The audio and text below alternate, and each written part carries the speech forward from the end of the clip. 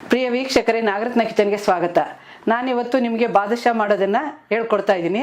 ಯಾವ ರೀತಿ ಕಲಿಸೋದು ಅನ್ನೋದನ್ನು ಹೇಳ್ಕೊಡ್ತಾ ಇದ್ದೀನಿ. ಅದೇ ರೀತಿ ನೀವು ಕಲಿಸ್ಕೊಳ್ಳಿ. ಈಗ ಮೊದಲಿಗೆ ನಾನು ಮೈದಾ ಹಿಟ್ಟು 1.5 ಕಪ್ ಹಾಕ್ತಾ ಇದ್ದೀನಿ. 1.5 ಕಪ್ ಮೈದಾ ಹಿಟ್ಟಿದೆ. ಚಿಟಿಕೆ ಸೋಡಾ ಹಾಕ್ತಾ ಇದ್ದೀನಿ, ಅಡುಗೆ ಸೋಡಾ. 1/4 ಸ್ಪೂನು ಬರಲ್ಲ, ಅದಕ್ಕಿಂತ ಸ್ವಲ್ಪ ಈ ಕ್ವಾಂಟಿಟಿಗೆ ಅಷ್ಟು ಸಾಕು. ಮತ್ತು ಇದೊಂದು ಅರ್ಧ ಸ್ಪೂನ್ನಷ್ಟು ಬೇಕಿಂಗ್ ಸೋಡಾ ಹಾಕ್ತೀನಿ. ಸ್ಮೂತ್ ಬರುತ್ತೆ, ಚೆನ್ನಾಗೂ ಇರುತ್ತೆ. 1 ಪಿಂಚಷ್ಟು ಸಾಲ್ಟ್ ಹಾಕ್ತೀನಿ. ಮತ್ತು ಇದಕ್ಕೆ ತುಪ್ಪ ಹಾಕ್ತೀನಿ. ತುಪ್ಪ ಹಾಕಿ ಅದು ಹೊಂದ್ಕೊಳ್ಳೋ ರೀತಿ ಕಲಿಸ್ಬೇಕು.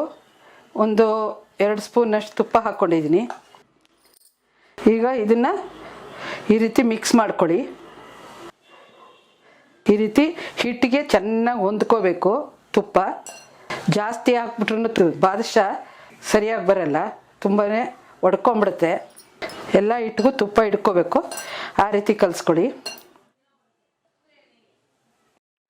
ಈಗ ನಾನು ಇದಕ್ಕೆ ಮೊಸರು ಕಲಿಸ್ತಾ ಇದ್ದೀನಿ. ಫ್ರೆಶ್ ಮೊಸರು ಹಾಕಿ ಕಲಸಿ, ಯಾಕೆಂದರೆ ಹುಳಿ ಹಾಕಿದ್ರೆ ಚೆನ್ನಾಗಿರಲ್ಲ. ಹುಳಿ ಮೊಸರು ಹಾಕಿದ್ರೆ ಸ್ವಲ್ಪನೇ ಹಾಕಿ ಕಲಿಸ್ಕೊಳ್ಳಿ.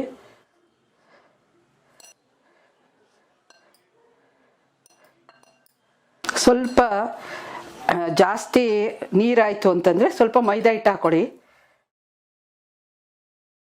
ನೋಡಿ, ಈ ಕನ್ಸಿಸ್ಟೆನ್ಸಿಲಿ ಬರಬೇಕು. ಈ ರೀತಿ ತೀರಾ ಗಟ್ಟಿಗೂ ಕಲಿಸ್ಕೊಬಿಡಿ, ಈ ರೀತಿ ಇರಲಿ. ಈಗ ಇದಕ್ಕೆ ತುಪ್ಪ ಸವರಿಡ್ತೀನಿ ಮೇಲೆ. ತುಪ್ಪನ ಎಣ್ಣೆನೋ ಸವರಿಡಿ, ಸ್ಮೂತ್ ಆಗುತ್ತೆ. ಪಾಕ ತಗೊಳ್ಳೋಷ್ಟರೊಳಗೆ ಸ್ಮೂತ್ ಆಗಲಿ ಅದು. ಈಗ ನಾನು ಸ್ಟವ್ ಹಚ್ಚಿ ಸಕ್ಕರೆ ಪಾಕಕ್ಕೆ ಇಡ್ತಾ ಇದ್ದೀನಿ. 1 ಕಪ್ ಹಾಕ್ತಾ ಇದ್ದೀನಿ. 1 ಕಪ್ ಮೇಲೆ ಸಕ್ಕರೆ ಕೂತ್ಕೊಳ್ಳೋಷ್ಟು ಹಾಕಿದ್ದೀನಿ. ಈಗ ಸ್ವಲ್ಪನೇ ನೀರು ಹಾಕಬೇಕು, ಹೆಚ್ಚಿಗೆ ನೀರು ಹಾಕಬಾರ್ದು, ಸಾಕು. ಏಕೆಂದರೆ ಬೇಗ ಪಾಕ ಬರುತ್ತೆ. ಇದು ಸ್ವಲ್ಪ ಹಾಕಿದಾಗ, ಜಾಸ್ತಿ ಹಾಕಿದಾಗ ಪಾಕ ಸರಿ ಬರಲ್ಲ. ಸಕ್ಕರೆ ಪಾಕ ಕರಗಲಿ, ಸ್ಟರ್ ಮಾಡಿ. ಈ ರೀತಿ ಸಕ್ಕರೆ ಕರಗಬೇಕು. ಸಕ್ಕರೆ ಕರಗಿದ ಮೇಲೆ ಒಂದು 5 ಮಿನಿಟ್ಸ್ ಪಾಕ ಬರೋದಕ್ಕೆ ಸಾಕು. ಸಕ್ಕರೆ ಹಾಕಿದ ತಕ್ಷಣ 5 ಮಿನಿಟ್ಸ್ ಅಲ್ಲ, ಸಕ್ಕರೆ ಎಲ್ಲ ಕರಗಿ ನೀರಿನಂಗಾದಾಗ ಅದು 5 ಮಿನಿಟ್ಸ್ ಸಾಕು ಪಾಕ ಬರೋದಕ್ಕೆ, ಅಂಟು ಪಾಕ. ಒಂದು ಅರ್ಧ ಗ್ಲಾಸಷ್ಟು ನೀರು ಹಾಕಿ ಸಾಕು. ಗ್ಲಾಸು ದೊಡ್ಡದು ಅಂತಲ್ಲ, ಮೀಡಿಯಮ್ ಗ್ಲಾಸಲ್ಲಿ. ದೊಡ್ಡ ಗ್ಲಾಸ್ ಅಂತಂದರೆ ದೊಡ್ಡ ಗ್ಲಾಸಲ್ಲಿ ಅರ್ಧ ಹಾಕ್ಬಿಟ್ಟಿರ. ಸಕ್ಕರೆ ಎಲ್ಲ ಫುಲ್ ಕರಗಬೇಕು. ಸ್ವಲ್ಪ ಹಿಂಗೆ ಮಣಿ ಪಾಕ ಬರಬೇಕು. ಈ ರೀತಿ ಮಣಿ ಪಾಕ ಅಂತಾರೆ ಇದನ್ನು. ಆ ರೀತಿನಾದರೂ ನೋಡ್ಕೊಳ್ಳಿ. ಹಾಲಿನಲ್ಲಿ ಕರಗಿಸ್ಕೊಂಡಿರೋ ಕೇಸರಿ ದಳನ ಹಾಕ್ತಾಯಿದ್ದೀನಿ. ಕೇಸರಿ ದಳನ್ನೆಲ್ಲ ಹಾಲಿನಲ್ಲಿ ಕರಗಿಸ್ಕೊಳ್ಳಿ, ಫ್ಲೇವರ್ ಚೆನ್ನಾಗಿರುತ್ತೆ. ಮತ್ತು ನಾನು ಕೊಟ್ಟಿಟ್ಕೊಂಡಿರೋ ಏಲಕ್ಕಿ ಪುಡಿ ಹಾಕ್ತಾಯಿದ್ದೀನಿ. ನೋಡಿ, ಕೇಸರಿ ದಳದ ಕಲರ್ ಏನು ಚೆನ್ನಾಗಿದೆ. ಬೇಕು ಅಂದರೆ ಹಾಕ್ಕೋಬೋದು, ಇಲ್ಲ ಅಂತಂದರೆ ಹಾಕೋಕ್ಕೆ ಹೋಗ್ಬಿಡಿ. ಯಾಕೆಂದರೆ ಬೇರೆ ಕಲರ್ಸ್ಗಳು ಹಾಕೋಕ್ಕೆ ಹೋಗ್ಬಿಡಿ. ಆ ಕಲರ್ಸಲ್ಲಿ ಕೆಮಿಕಲ್ಸ್ ಎಲ್ಲ ಇರುತ್ತೆ. ಆ ಥರ ಕಲರ್ಸ್ ಹಾಕೋಕ್ಕೆ ಹೋಗ್ಬಿಡಿ. ಫುಡ್ ಕಲರು ಅದು ಇದು ಅಂತ ಹೇಳ್ತಾರೆ, ಯಾವ ನಿಜ ಯಾವ ಸುಳ್ಳಿರುತ್ತೋ ಗೊತ್ತಿರಲ್ಲ. ಇದಕ್ಕೆ ಇದನ್ನು ನೋಡಿ, ಈಗ ಅಂಟ್ತಾ ಇದೆ. ಹಿಂಗೆ ಹಿಡ್ಕೊಂಡ್ರೆ ಕಚ್ಚದಂಗೆ ಆಗಬೇಕು. ಆಗಿದೆ.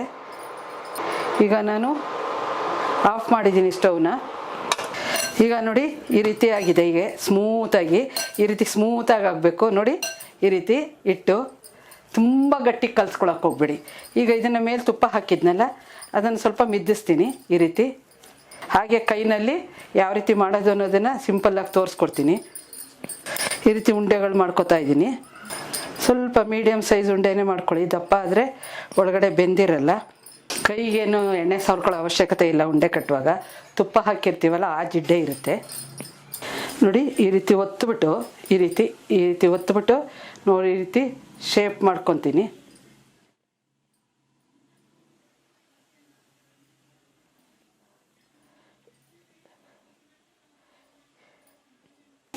ಈ ರೀತಿ ಇದು ಮಾಡ್ಕೊಳ್ಳೋ ಅಷ್ಟರೊಳಗೆ ಎಣ್ಣೆ ಕಾಯಕ್ಕಿಡ್ತೀನಿ.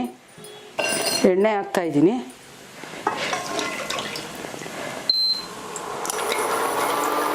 ಸ್ವಲ್ಪ ಮೊಸರಲ್ಲದೆ ಸ್ವಲ್ಪ ಬೇಕಾದ್ರೆ ನೀರು ಹಾಕ್ಕೊಂಡು ಕೂಡ ಕಲಿಸ್ಕೋಬೋದು.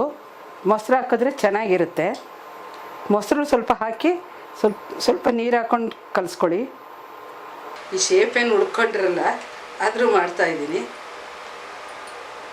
ಈಗ ಎಣ್ಣೆ ಕಾಯ್ದಿದೆ, ಹಾಕ್ತಾಯಿದ್ದೀನಿ.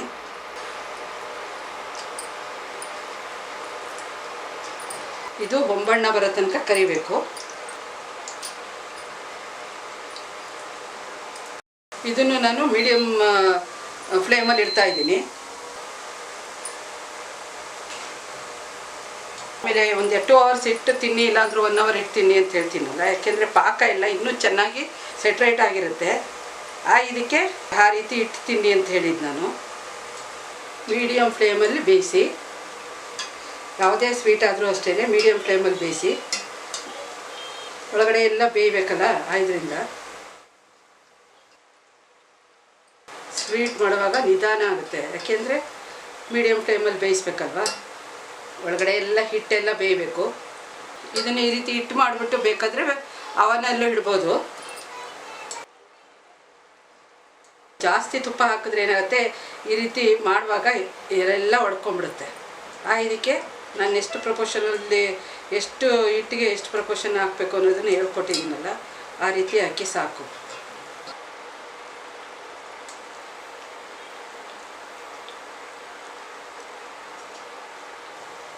ಈಗ ಇದು ಬೆಂದಿದೆ ನೋಡಿ. ನಾನು ಹೇಳ್ಕೊಟ್ಟ ರೀತಿ ಪಾಕ ತೆಗೆದ್ರೆ ಎಷ್ಟೊತ್ತಾಯಿತು ನಾನು ಪಾಕ ತೆಗೆದು. ಗಟ್ಟಿಗಾಗಲ್ಲ, ಕ್ರಿಸ್ಟಲ್ ಆಗಲ್ಲ.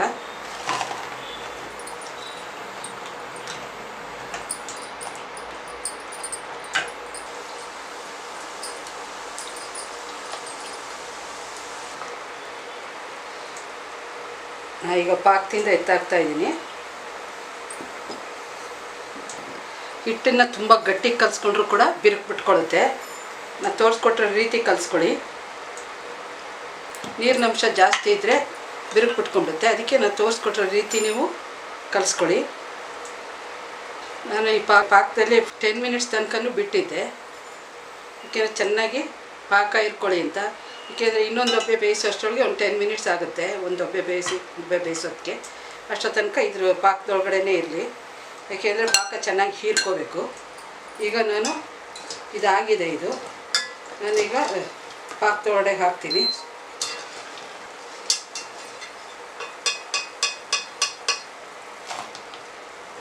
ನಾವು ಬಾದುಷಾ ಮಾಡಿರೋದನ್ನು ಮೊದಲಿಂದ ಕೊನೆ ತನಕ ನೋಡ್ಕೊಂಡಿದ್ದೀರಲ್ಲ, ಅದೇ ರೀತಿ ಮನೆಯಲ್ಲಿ ಮಾಡಿ ನೋಡಿ ಹೇಗಿತ್ತು ಅಂತ ಕಮೆಂಟ್ ಮೂಲಕ ಬರೋದು ತಿಳಿಸಿ.